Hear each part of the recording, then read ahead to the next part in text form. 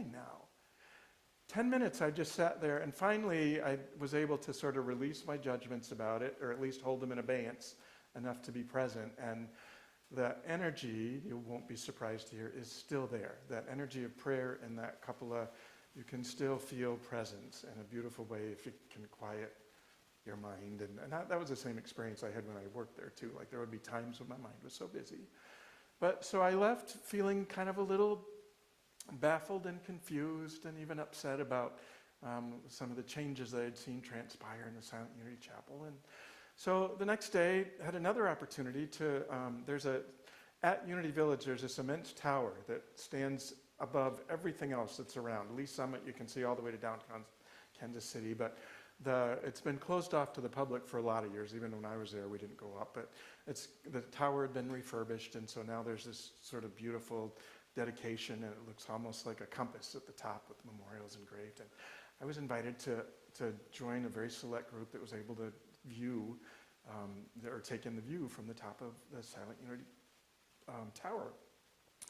And it's stunning, you know. I look out, and because the vista is so far, and it was so clear, such a beautiful day this last week, and it overlooks the beautiful labyrinth. Cheryl's already walked that labyrinth, the beautiful new stone labyrinth that's a part of the campus there. But Unity Village is about 1,800 acres, and most of that is still completely wild. There are a couple of patches where they've leased it out to farms, so there are some fields, but mostly you look over at this beautiful canopy of green for miles and miles and miles until you look off back to the east toward where we are. And what used to be, Unity didn't own that property, but it used to be quite rural. And these days, Lee Summit has been growing in leaps and bounds, and it sits at the cross-section of two highways, and wherever there are two highways, you know that there will be a mall built, and where there are malls built, there's commercial development, and where there's commercial development. So you look out over there, and right now, Coburn Road, which is adjacent to the Unity property, and where I live, just across the street in a farmhouse that was owned by Unity at the time, is completely torn up. It's all being graded, and it's going to be a site for like 2,400 new homes, right? So this sort of wildness, and what I sort of got is like, oh my goodness. Just like the rest of the world has kind of gone to remote work, Silent Unity has sort of, most of the prayer associates are now working from home. So the building's largely empty, or they're leasing it out to other folks. But so at least the floor where all of those 60 workers were answering phones, that's mostly empty now. There just aren't physical bodies on site that can hold that kind of presence that I was so attached to, right? But what I'm beginning to recognize as I'm standing at the top of this tower and overlooking all the development that's sort of moving around the area is that the world is evolving. And all of that same beautiful, prayerful energy is still happening. But now it's sort of spread out in this beautiful network that's connected, not because they're sitting next to each other in chairs, but connected because they're in this vast network of folks that keeps getting reintegrated and reimagined, and it's just flexible and I think probably even more present in a different way, but in a way that I think it serves us to be able to hold space to see it differently. As long as I'm attached to, there's got to be a body underneath this cupola for that prayer energy to be sustained, then I'm going to be frustrated and blocking the very energy that I'm wanting to see brought forth into all these new ways of being, into this site that's going to be across where all these homes are going to be developed, right? There's an energy that Unity Village has sort of been the home base for that is actually, there will be greater opportunity for that to be more visible to a broader community, to be more accessible for people to show up at the events that are happening on that campus. There are just beautiful ways that seeing matters. How we see things matters. And to be able to see things from a broader and a bigger perspective is huge. So how does that get us to fierce love? Basically, in this last chapter of the book, I'm finishing up the series today, Dr. Jackie Lewis talks a great deal about this ability for us to see more broadly, to see past the filters that we may have been sort of socialized in, that we have been educated in, and to see from a broader perspective so that we have a greater capacity to be present to the ways in which humanity is experiencing. because it's about the whole fullness of life's experience, right? I wrote in my blog this week, I wrote about visiting Silent Unity and just the immense kind of beauty that I experienced moving on campus.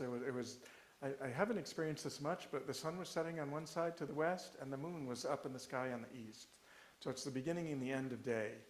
And it sort of reminds me that it's the fullness of our experiences in life. It's the triumphs and the challenges. It's the illness and the wholeness. It's the struggle and the triumph, all of that. If we can sort of bring the fullness of ourselves to that context, then we paint with a broader palette. So as I'm sort of thinking about all that, I ran into a dear friend whom I hadn't seen in a while, and we got, it happened to be the business meeting for this group that I'm like, well, I can pass on the business meeting to hook up with this friend of mine. And we sat out on the patio talking about all the ways in which our own perceptions and understandings are sort of growing and changing, and the experiences that we've had. And then her daughter, her daughter was there and kind of busy, and so she just handed a phone off. She handed her phone and gave her this painting app. And so her daughter was painting with all these huge swaths of strikes and colors and lights and darks and hues. And when I saw it, I just realized how perfect that was for my blog. So we put it together, and that's what I posted. It's a 5-year-old's very first published artwork that you'll see as the background with my face on the Facebook blog this week. And it's sort of like just being open to the opportunities that are presenting themselves without being stuck on the agenda that I was supposed to follow that allowed that possibility to emerge. So one of the ways I think in which we do want to continue to be that presence of love that is probably our greatest call, especially in these times. You know, we're hearing news of what's happening in Israel with Hamas. We know that what's happening in all of Europe, really, that there are ways in which love is just crying out to be felt or expressed or heard in broader terms. And I think there are simple ways that even we, half a world away, can begin to bring the energy of our hearts into a healing kind of dynamic that might be missing, or that might not be evident. It's not missing, it's just not as evident right now in the physical realm. And so I came across, in Reverend Jackie Quotes, a rabbi who was in Israel at the time working with Christian clergy, and his name was Daniel Hartman. And he suggested this, that has to do around how we see and what it is ours to do in these kinds of situations. He says, a life of faith isn't just about walking with God, but about how one walks with humanity. If you find the donkey of your enemy, return it. If it falls down, help it up. You must do this even if there's no one around to see you. You must do this with anything that your fellow human has lost and you find. You mustn't remain indifferent. The core feature of a moral life is to see, and that's all in italics. The core feature of a moral life is to see. Choosing not to see is immoral. The goal of religion is to improve our willingness and our ability to see beyond the preconceptions that we have about how prayer ought to be happening in unity. To see beyond the preconceptions we have about how the world ought to be showing up or how governments ought to be treating another. But to be able to sort of pull back and see from a high enough perspective that we can recognize that there is something for each of us to do to bring to that experience, to this life, that can make a difference, that can begin to shift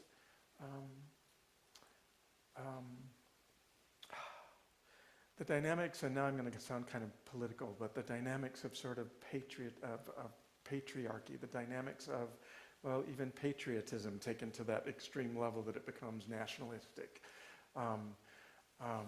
Even the dynamics of privilege that we see, to be able to recognize that each of us brings to our ability to breathe that presence of love, these sort of filters or obstacles just simply by the frameworks that we've been brought up in, the ways that we have been educated.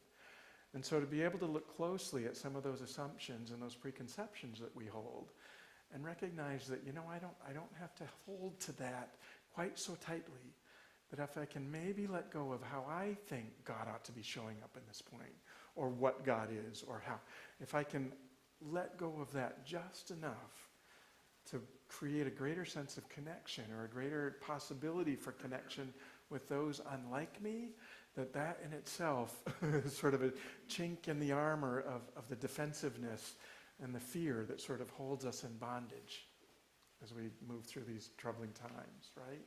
Does that make sense? So Jackie has some real concrete ways that she suggests we start to express that. She says, in order to live a moral life, a good life, an Ubuntu life, we must commit to a life of love. That means seeing all the things. See your neighbor suffering and do something about it. See a stranger laboring under heavy load and help out. See lies spoken and shared in social media and call foul. See a friend soaring and say, I see you, beautiful creature, and build their self-love tank. She writes, I want you to see that fierce love boldly confronts systems and situations with moral courage, inviting more humanity from ourselves and from the other. So one of the other pieces that I've kind of been struggling with is I found myself in the course of the sabbatical I was on feeling a little bit disconnected from sort of broader unity movement. I mean, I still had personal connections with ministers, and we would commiserate about the challenges of doing everything online when the pandemic hit and all the changes about how we gather in community together. And so I had that as kind of a posse to experience. But I was feeling really kind of separate from the broader unity movement and from the broader New Thought community. And what I found sort of in re-engaging those is that even there, my beliefs about God and what God is have evolved in ways that maybe the movements are going in some different directions, right? So in sitting in, especially with the regional group, we have a new executive director who was moving around the country and presenting a way in which churches can rethink, or particularly unity churches can rethink what our role is in the broader faith community. And so I listened to those, and I'm finding myself agreeing with a lot of stuff and really questioning a lot of stuff, and trying to find that space of staying open, not holding so rigidly to what I think it has to look like. But really walking away from there feeling like, I'm feeling like I still need my posse. So then I went to Unity Village. The other thing that I know about an experience at Unity Village is that if there's anything sort of bubbling in your heart, once you get on those grounds, Spirit's going to bring it right into your face so that you can deal with it and confront it and sort of let it have its way with you in a beautiful spiritual context. And so I ended up feeling a little bit reserved. I'm kind of an introvert anyway, and a lot of folks are way more extroverted than I, and are one of the pieces that I've been struggling most with is kind of a basic unity understanding about what it means to be one. We are one with God. We are one in God. We are one as God. And I've been wrestling with that because as I've been moving through my own journey, I'm less sort of entrenched in the idea that I am God. That's what I would call fundamentalist unity belief, right? Unity, that we are one with God. There's sort of this spectrum where we are one with God, or we are aspects of the divine, or we are divine. But in my own mind, I've been sort of backing away from the idea that I am the divine, right? That all of God shows up in me, just as all of God shows up with you. But I am God. Like that's what I'm choosing to characterize sort of as the fundamentalist take on oneness that's expressed in Unity and New Thought. And I've been finding that I'm pushing back from that, because in my own experience, it's been really helpful to be like, okay, yep, I get that I am a divine expression of God, but right now, God, I am not feeling it, whatever it is. If I'm feeling angry about something or upset with something, or there's some way that, and all of the affirmations, all of the teachings that I have learned over the years, I'm still not able to sort of shift that. But I have found that there's some sense of relief when I can let go of it having to be me that does it, because I'm God, to like, There's a dimension or aspect of the divine outside of myself that I can sort of relax into and support and surrender. And then all of the noise and craziness going on in my spirit and in my mind has a chance to kind of heal and return to a sense of wholeness. But for me, it's like I need to surrender to something greater and bigger than me am, the little me I am. So I've been wrestling with that. And wouldn't you know, Spirit provided me many opportunities to deal with that very thing in this new group of folks. And what I have sort of walked away from, and what I'm thinking is, wait a minute, if I can't fully subscribe to I am God, if I can't fully stand in that space and preach that space, then maybe I really am not fitting in this Unity New Thought movement anymore, right? That's what I'm questioning at that level. And over the course of the conversations, what I came to understand is that, well, you know what? In Unity, the tent is big enough for all of that. There are those of us who will stand firmly on the side of, yes, I am God, you are God, we are the fullness and the allness of God expressing. And in order for us to really be the powerful channels through which the world is going to change, we need to stand in that energy. And there's room on that spectrum within the Unity movement to be like, yes, here's the one that we are to God as a drop of water is in the ocean, right? All of the elements of the ocean are in that drop of ocean water, and all of the elements of God are in me, but I am not the allness of God. So that there, within Unity, there is this potential for us to define how our relationship with that divine is going to unfold, how it best serves us, or not. And what I love is that what we're invited to in terms of fierce love is to be able to hold lightly that which we think has to be our way. Hold lightly that which we perceive to be wrong in others. So that it's about connection. It's about really staying engaged in a way that allows us to be more fully present to the fullness of what is, to the sun setting and the moon rising all at one time, right? If we can but be channels through which that plays through our experience more fully, then I think the potential for fierce love, for us to be fiercely loving, to have the courage to really transform those situations, becomes much more accessible for us. I'm trying to read the room. I think I've baffled you all. Like, what? A minister doesn't think he's Unity anymore? And I'm retracting that, right? That was a thought I was holding. What I'm clear about, though, is that even in Unity, there is, and we have cultivated this over a century and a half now, that there is a capacity for us to be in connection, even if there are ways in which we differ about certain ideas and certain perceptions, yeah? And that it's by staying in connection, by talking with one another, by being willing to risk speaking up about something that's really disturbing for us, being willing to hear, to really listen to another's perspective, so that that's how we truly step into a greater embodiment of the oneness that I think we all value and cherish so dearly, and that we would like to see expressed more fully in our world. So, Unity. Let's have that be a theme as we prepare now to move into a time of meditation.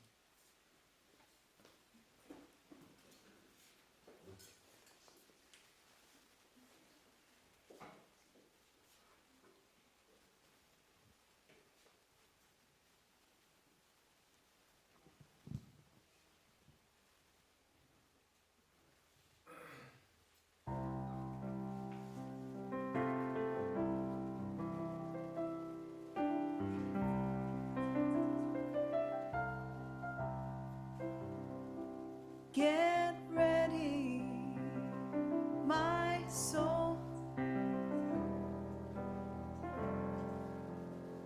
I'm diving in.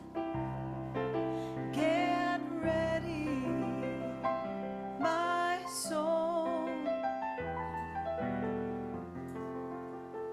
I'm diving in to the deepest kind. sweetest kind of life. Get ready, my soul.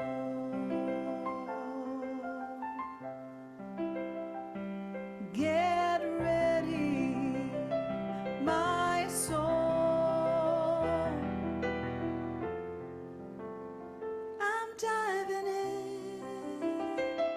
Get ready, my soul.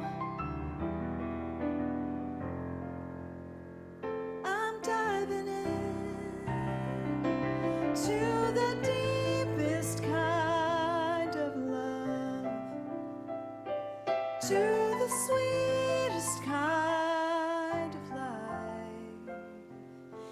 Get ready, my soul.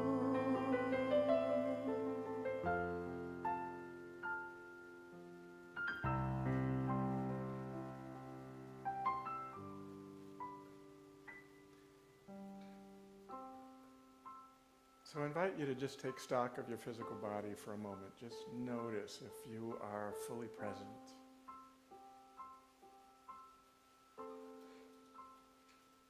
Notice your posture. Notice the depth or shallowness of your breath. Notice where you feel your weight resting against the floor, the chair.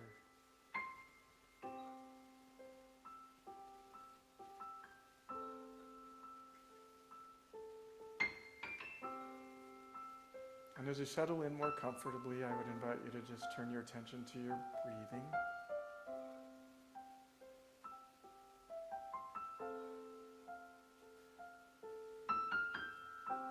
It's not necessary to manipulate it or change it. Just notice the inhale and the exhale. Notice the rhythm of it. Notice any shift or change over the course of a few breaths.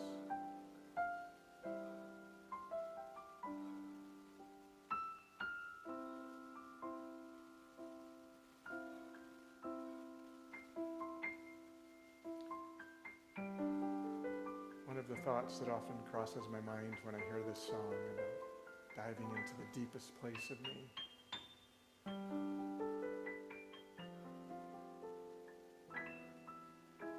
is whether or not I've been there before. Can this meditation go as deep as any I've had before? Can this truly be the deepest part of me?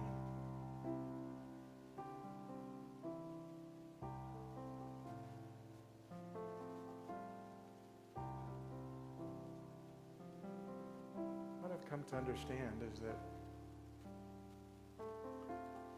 the landscape changes, that that deepest place moves within us.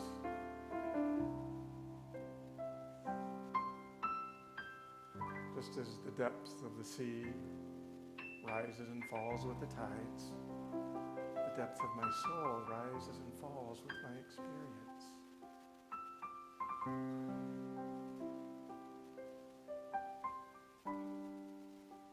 So the question of whether or not this is the deepest I've ever dived, is it really important?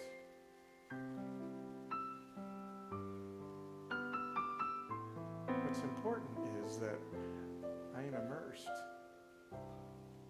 in this beautiful sea, that my soul is immersed in a sea of love that really is the source of all that is, the source of all good. It's in this sea of love that we are bound together, that we know our oneness and our unity. It's in this sea of love that we can extend our vision beyond skin color, or wealth, or sexuality, or preference, or nationality, or political party. It's in this sea of love when we can know our oneness with one another, with all that is.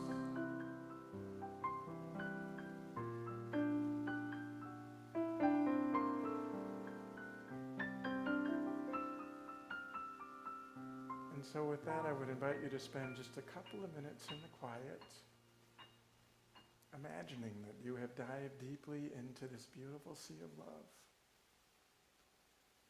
And just allow yourself to swim.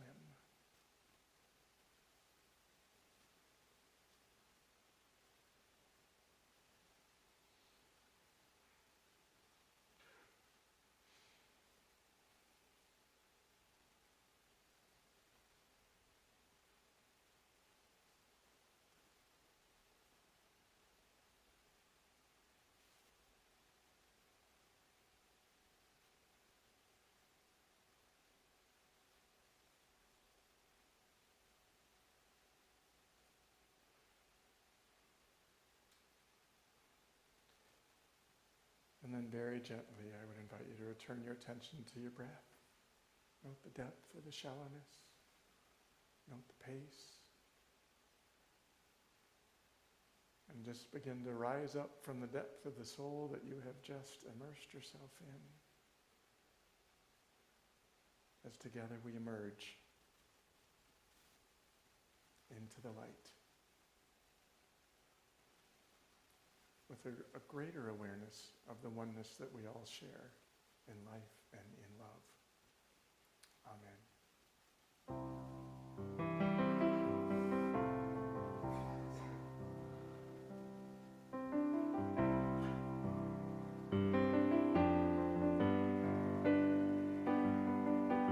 Everything I've ever done, everything I've ever seen, everything I've lost or won, everything I've ever dreamed has brought me here to this present moment, here to a new beginning, here, and I'm seeing life so clearly now. Get ready, my soul. I'm diving in. Get ready, my soul. I'm diving in to the deepest kind of love, to the sweetest kind of life.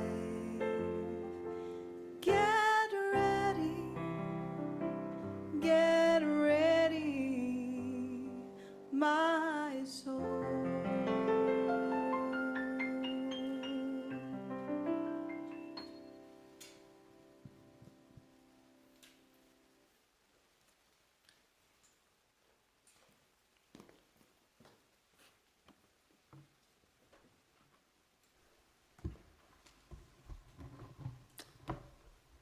Thank you, Cal. And thank you, Kurt, Reverend Kurt.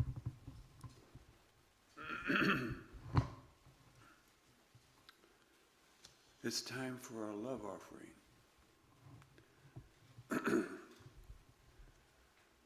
Now there are 3 ways. You're up on the board, on the screen there. Text. Use the donate button on our website. And number 3, send a check through the mail.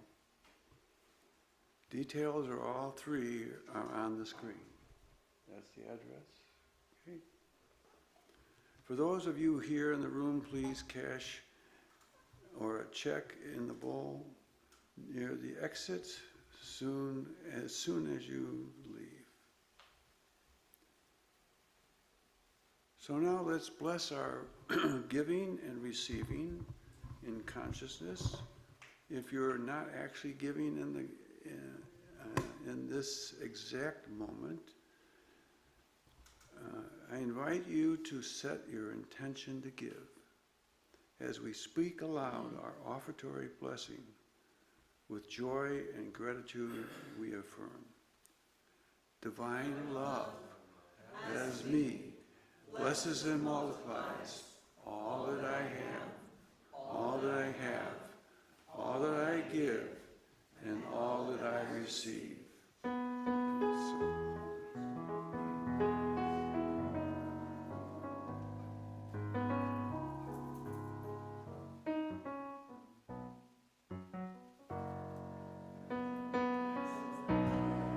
Let's stand. I am so blessed. I am so grateful for all that I have.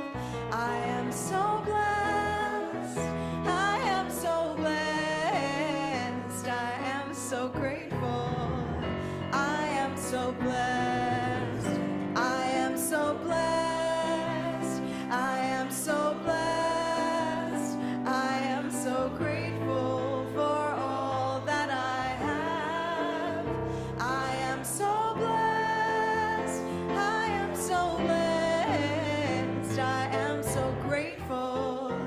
I am so blessed. One more time. Here we go. I am so blessed. I am so blessed. I am so grateful for all that I have. I am so blessed. I am so blessed. I am so grateful. I am so blessed.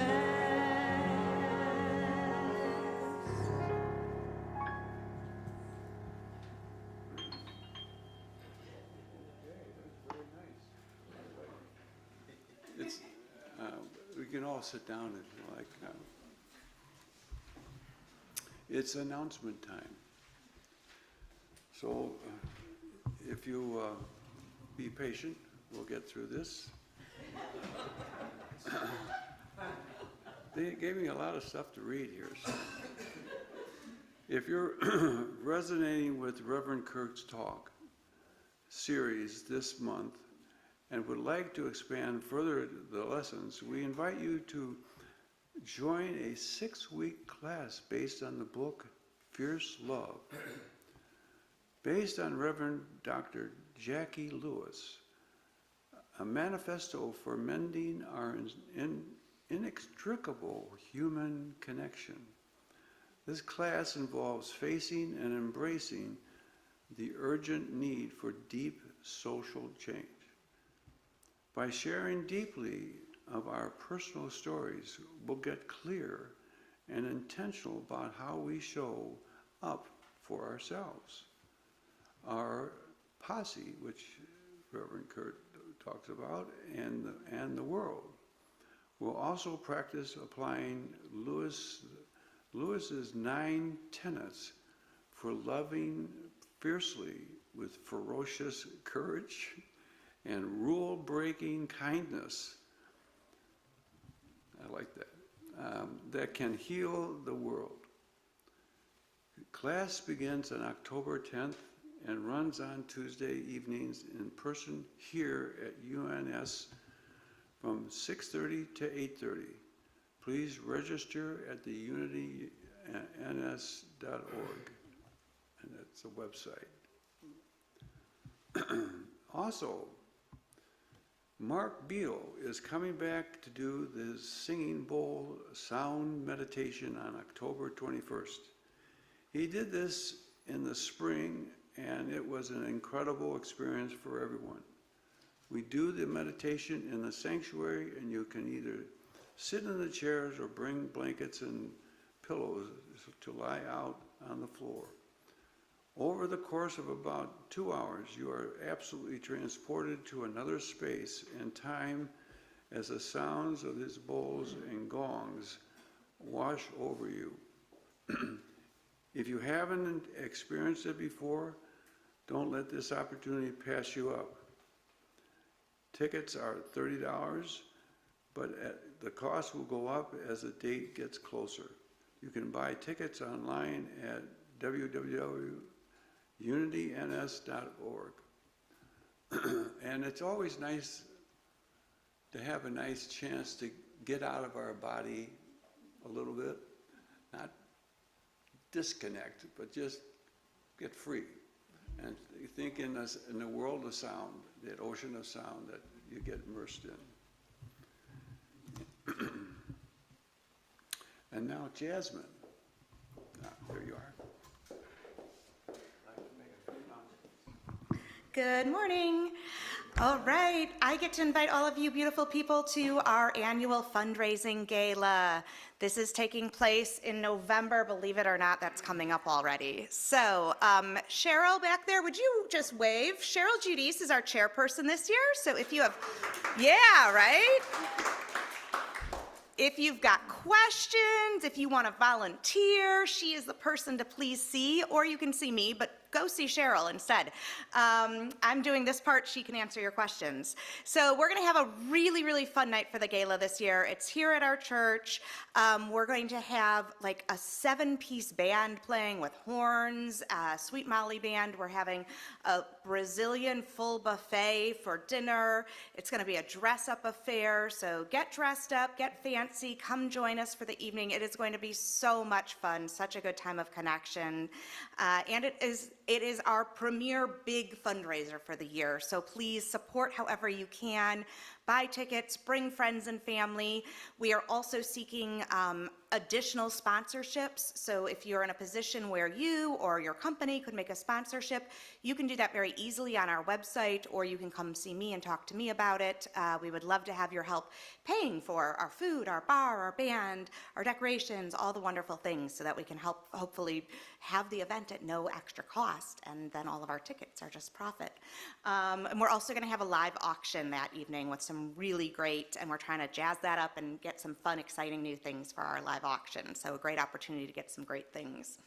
So anyway, buy your tickets and come and see me or Cheryl with any questions. Hope to see you guys all there. Thanks.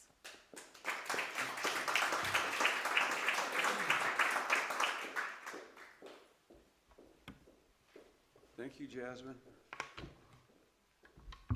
So, now it's time to close with our peace song and a prayer for protection, which will be led by our chaplain, Tom Richards. Not yet. Okay.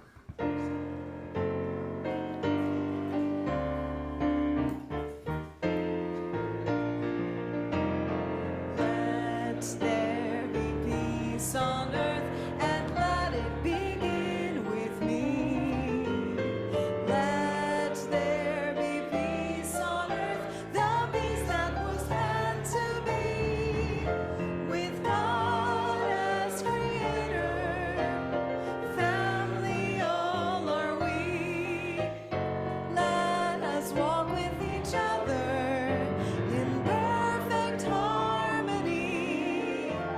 Let peace begin with me. Let this be the moment now. With every step I take, let this be my joyous vow. To take each moment and live each moment with peace eternally. Let there be peace on earth, and let it begin with me. With me. The light of God surrounds us. Protects us. And the Presence of God